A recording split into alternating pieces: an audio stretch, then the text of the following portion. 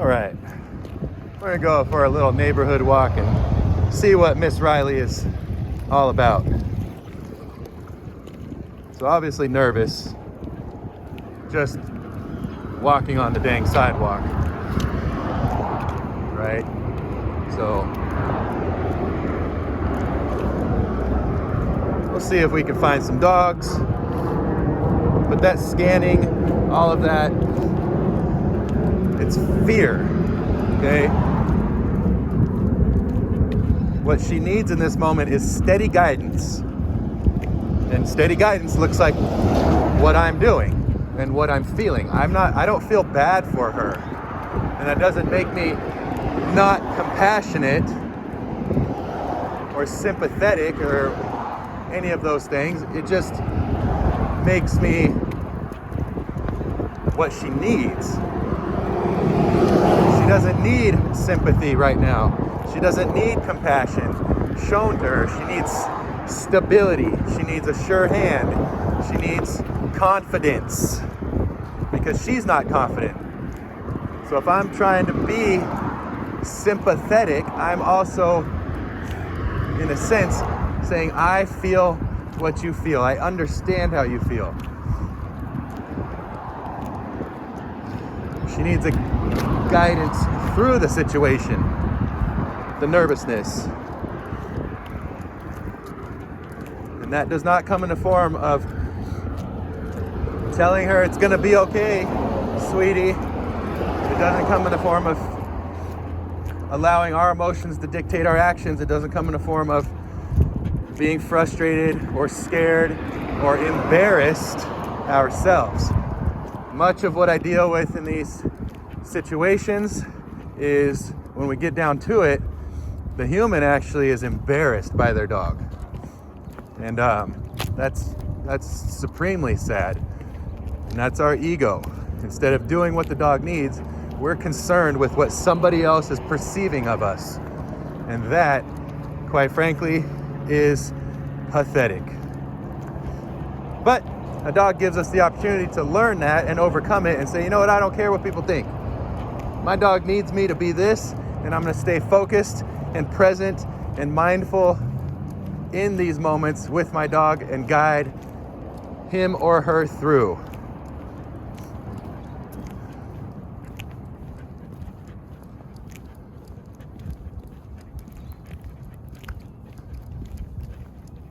Look how beautifully she walks. So nervous, but golly. Now I know. We haven't seen any dogs yet. We will. That's why I'm walking in the morning early. Let's get out here and let's go hunting for dogs. Let's go find some. My mindset right now is not one of avoidance, not one of I hope we don't come across any dogs, Riley.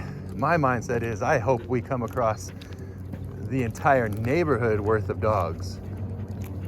I hope that they're off leash. I hope that they're all rambunctious and crazy and lunging and barking at the end of a leash. I hope the boogeyman comes running out because he doesn't know that Halloween's over, and the boogeyman comes running out so that I can help her through those situations and she can learn a different way to feel about them. That's what I hope. That's my mindset. That's my mindset. My mindset is not one of avoidance. I hope we see some dogs. And as things go, we probably won't, unfortunately, but you never know. We might get lucky. Let's go. So she starts to put on a brake. You can watch what I'm doing with the leash. It's like reins on a horse, or spurs even, right?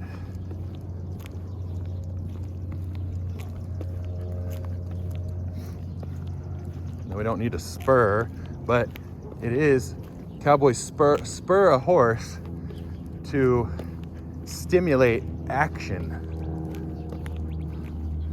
They move the reins a certain way with certain pressure in order to stimulate action in the horse, or to stop action. Okay, it's a line of communication. Spurs, the bit in a horse's mouth, the reins, all of that, even the bridle are all communication tools. This leash is a communication device.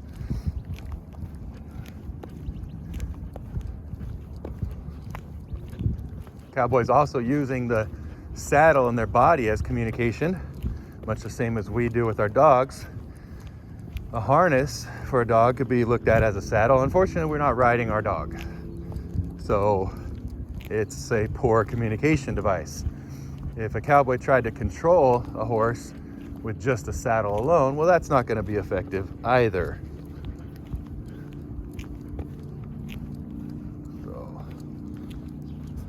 So she wants to go that way, so I'm naturally going to not go that way. Right? I'm not going to go the way that Riley wants to go, because why that Riley wants to go that way is escape. She's looking to escape. She doesn't want to go this way. I don't know why. She's probably never walked down this street or that one, but in her mind, that street leads her to safety. It's no different than this street, y'all. Let's go. It's no different. Well, don't you think that she knows that that's the way to our house? No, I don't think that, actually. It's not. That's not even what she thinks. Let's go.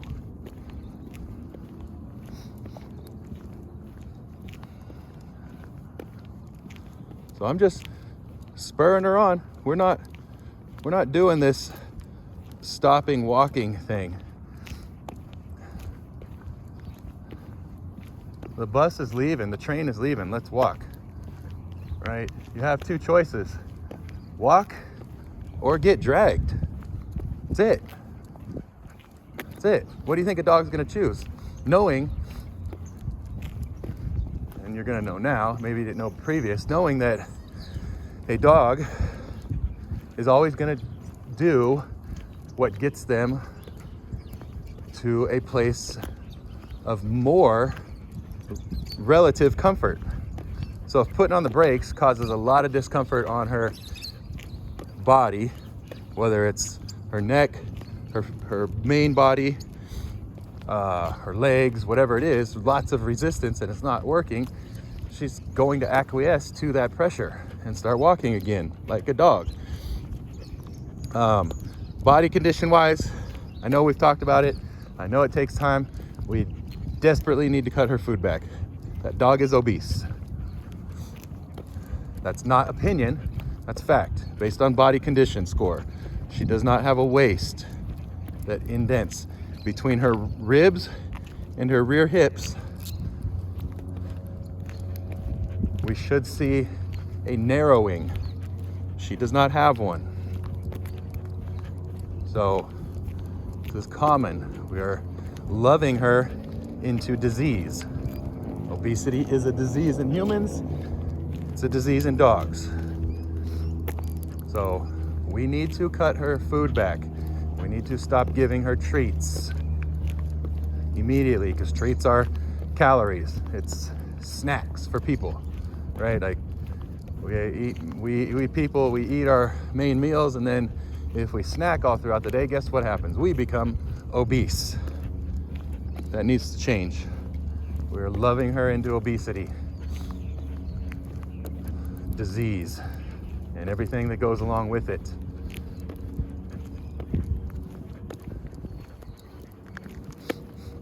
Let's talk about vet visits. Vet visits, unfortunately, many people with reactive and insecure dogs that are snappy at people, we tell the vet that and they give us sedatives, gabapentin and trazodone. And quite frankly, that's a lazy vet and it's a lazy owner, because that is not a solution. To me, that is an extreme last resort. But if it's our first resort, I believe it to be cruel and unnecessary administration of narcotics to an animal, rather than stepping up having the discipline and determination to do whatever it takes to help the dog through that situation, to work through it, so that the vet is a more positive experience, and so that the dog is more resilient when they go to the vet and not so disturbed and activated or triggered. So we just walked by people. That is an owner's responsibility. If your child is afraid to go to the doctor, do you tranquilize them? No. Nobody would even consider doing that. That'd be terrible, right? We are there for them. Okay? So we help them through that.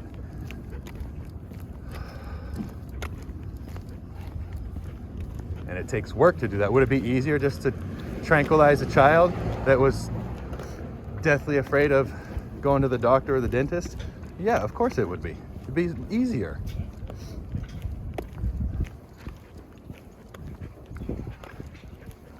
Path of least resistance. Dogs will take it, and humans far too often will take it as well. Unfortunately, when we take the path of least resistance as humans, where our dogs are concerned, the dog ultimately suffers.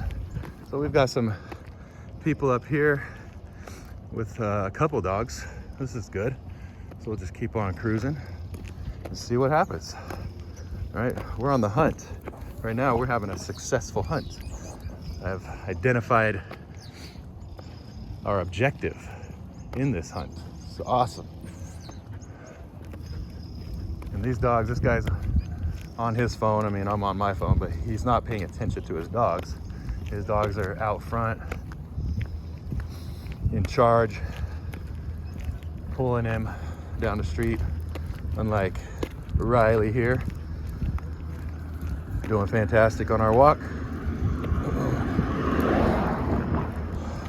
So I've kept pretty much the same length of leash, just adjusted my hand, so I can be in position without tension, right?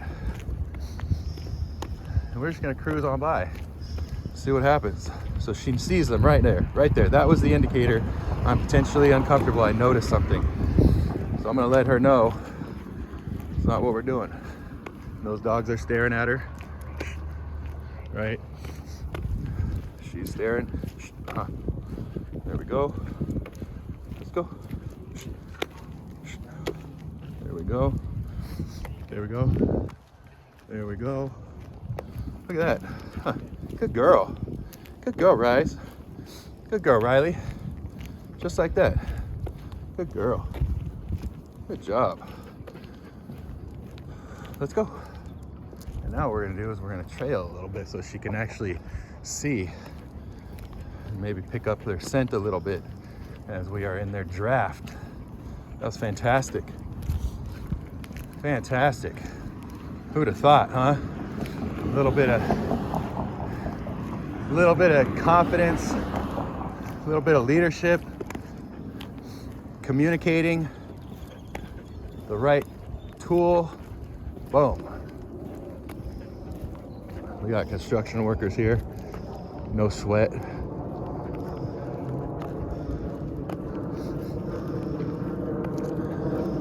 These like modern farm style houses are the new thing. They're pretty nice. A little too trendy for my taste. Oh, we got another dog down here too. Oh yeah. So this is potentially what you call trigger stacking, where we run into multiple potential triggers, right? That's an old, it's like English lab or English golden up there. Let's go. So now we're behind these dogs. We're just gonna catch their draft so she can get their scent if she wants and get information about them. It's beautiful. Perfect morning. Perfect opportunity. Let's go.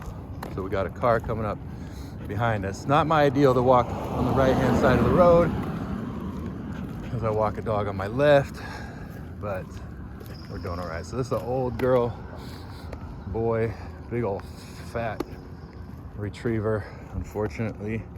I got joint problems, health problems out the wazoo, overfed, under-exercised. Let's go. So now she's gonna be on the dog side of me. Let's go.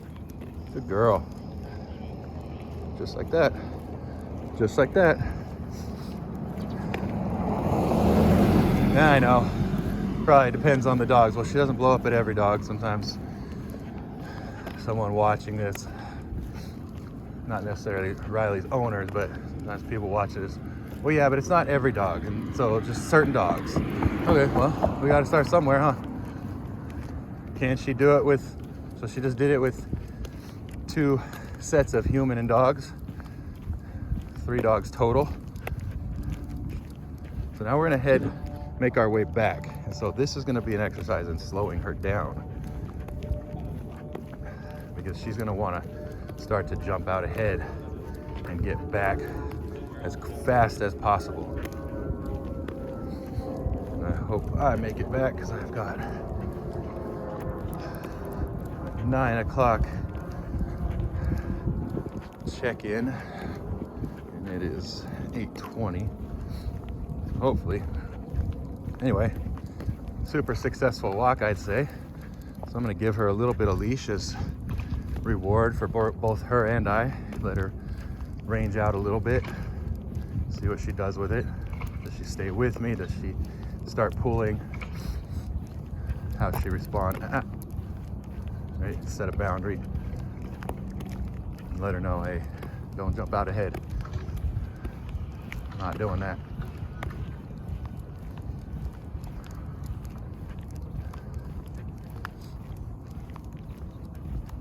Let's go.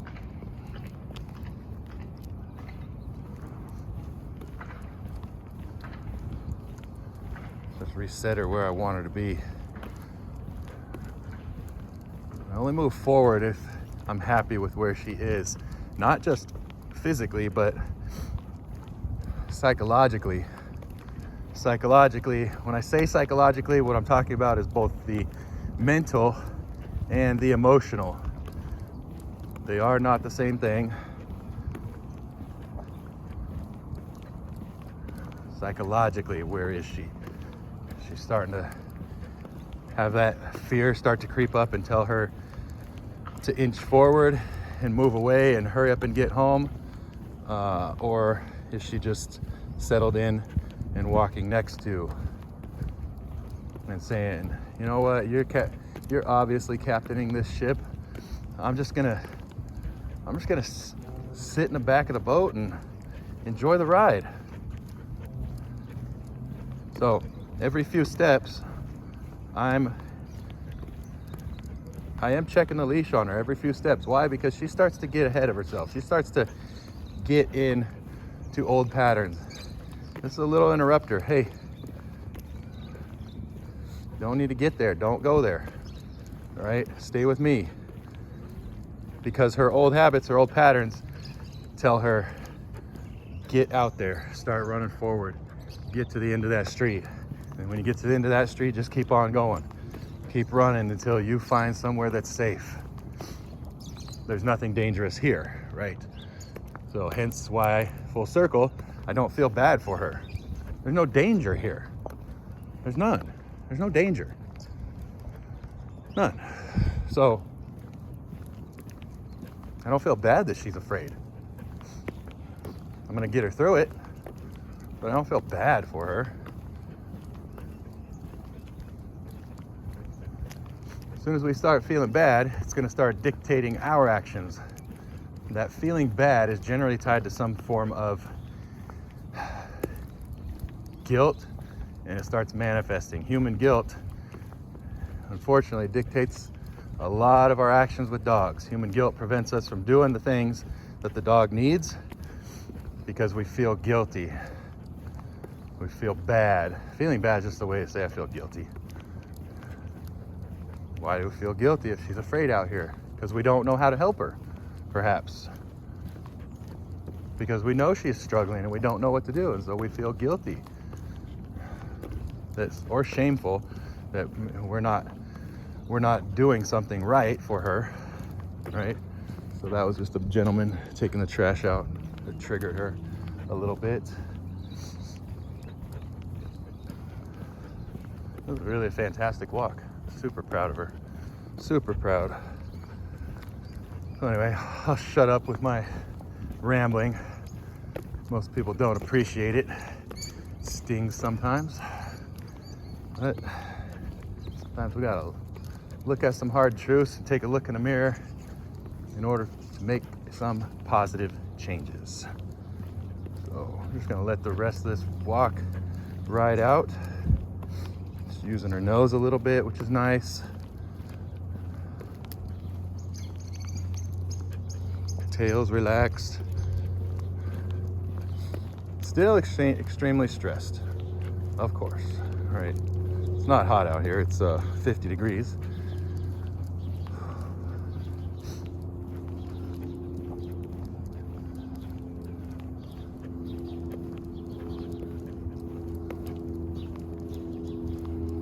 I got a little check in there, that's beautiful.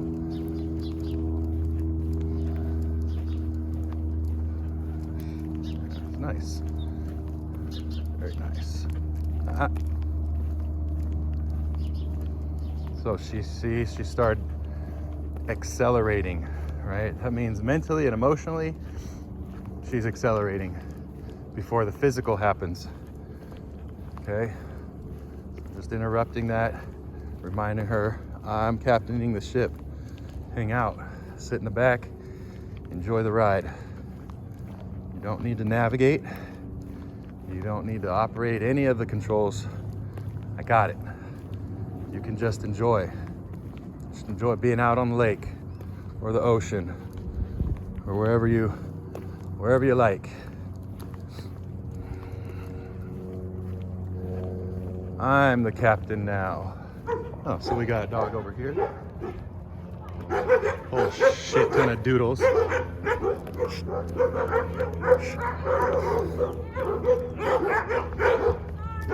It's all right. I'd say she handled that really well. Shh. Hey, shh. Sit. Good. So I'm just gonna settle her for a second at a nice distance before we just exit. Okay. There. Beautiful. It also helps those dogs a little bit. Normally I would stay a little bit longer because the longer you stay, the more it's gonna settle those dogs. Those dogs, hey, see how activated she got? That's why I stopped right there. But those dogs are used to barking, and people leave. So in their mind, they're making it happen. They're gonna keep on doing it over and over. And they're 4 annoying doodles. Sadly, those dogs probably have 0 structure in their life. It's all fun and games. And then mom gets frustrated at them when they are doing the same thing when they're outside. So never leave a dog out in front that goes crazy like that. That's just reinforcing and allowing them to practice very neurotic behavior. But they do that inside the house, I guarantee it. And they don't have any structure, clearly. They don't listen to their mom. She came out and yelled at them, which is not the best thing to do in that situation because they're not going to listen anyway. So we're negatively training. The place to start is we need to start with the overall relationship inside the house and how we're interacting with those dogs. If we don't like that they go out there and go ape shit, barking at everybody that walks by. But I guarantee you they got toys all over that house for them. Dog beds galore. Treats. Slow feeders. Licky mats. Puzzle games. All sorts of stupid bullshit in quote enrichment activities, enrichment games. And none of it's what those dogs need. Not one bit.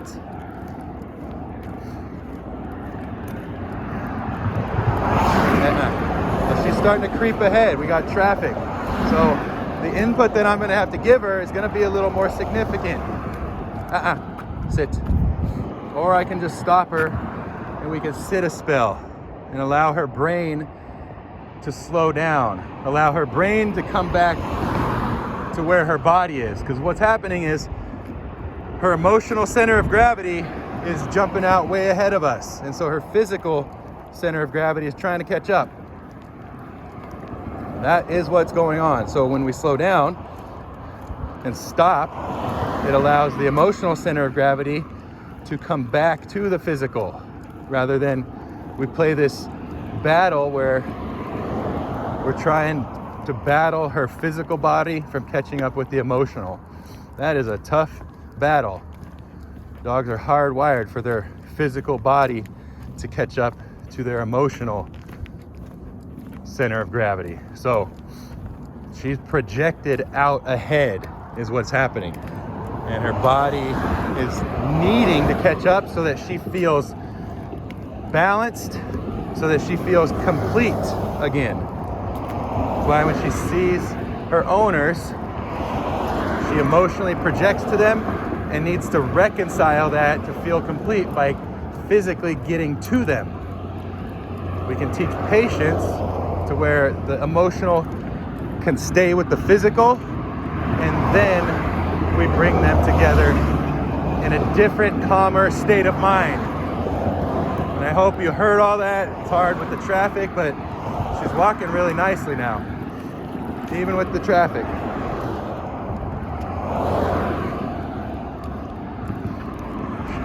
So her going around the water there, I might have perceived that, oh, she doesn't like water. Maybe she just doesn't want to get her feet wet. It doesn't mean she doesn't like water. Okay. We have all these things we're quick to say, oh, she doesn't like that. Maybe she just doesn't know what it is. Maybe it's cold. There's lots of other possibilities besides just a hard and fast, she doesn't like it. That's my point. So we're back at the house. Super good walk. Saw a bunch of dogs. No blow-ups. Super cool. She's gonna put on the brakes like she did earlier, and I'm gonna say, no, we're not doing that. I don't tolerate that. Sit. Good. We open the gate. She looks. Okay. And then we go through. Now she's gonna say, no, I don't want to, and it's gonna happen, right? It's not negotiating. If you negotiate with a dog, what do you want, baby? Oh, you want to do that? We're going to lose. And you're not going to lose in the moment. You will, but you're going to lose in life with the dog. And the dog's going to lose. The dog's going to end up living a life of captivity and fragility and fear.